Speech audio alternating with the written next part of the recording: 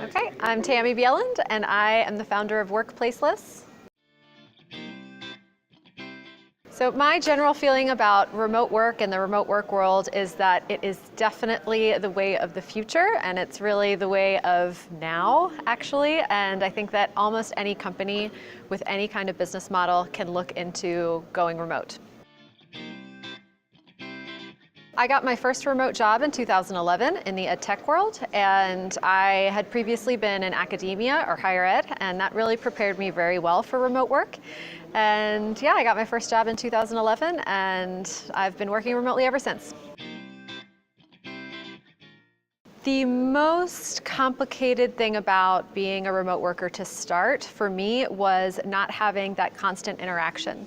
So I'm an educator, and I was used to being around students, I was used to being around colleagues all the time, and it is a very big shift when you are working by yourself and you don't have that constant interaction.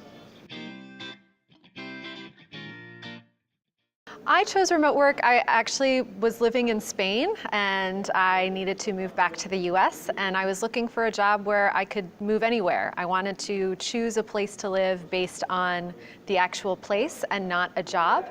And so I was really looking for that freedom and flexibility so that I could choose a place that worked for me, and I found one. I would say if you have zero experience working in a remote environment, there are definitely tools and resources out there that can help. So Workplaceless has a remote work certification program that teaches you the basics of remote work and what you can expect in a remote work day. And that is a really good entry point if you know nothing about remote work. Yes, so I absolutely think that the job of not just universities, but also grammar school, primary school, secondary school, one of the goals of any kind of educational institution should be to prepare people to succeed professionally.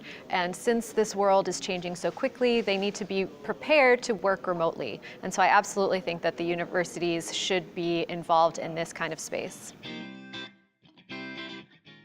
So the biggest thing that I use is just a very basic spreadsheet, and it plans out my schedule. So I know exactly how much time I have left in the day and how long my tasks will take me. So that way I don't overschedule things, and that's really important to make sure that you don't overwork, which is a really big challenge in remote work. Yes, I think absolutely that support and advice and counseling is really beneficial in any space, and remote work especially, because there is that tendency to become isolated. My best tip is to don't be shy about reaching out to make connections. Isolation, I keep repeating that because it's a really big problem, and it sort of snowballs and becomes worse as time goes on. So you become isolated, then you refrain from reaching out to people, and then you become more isolated. So my biggest tip is to just put yourself out there and make a connection. It can be even just on LinkedIn to make a connection, then over a phone call, but keep those personal connections alive.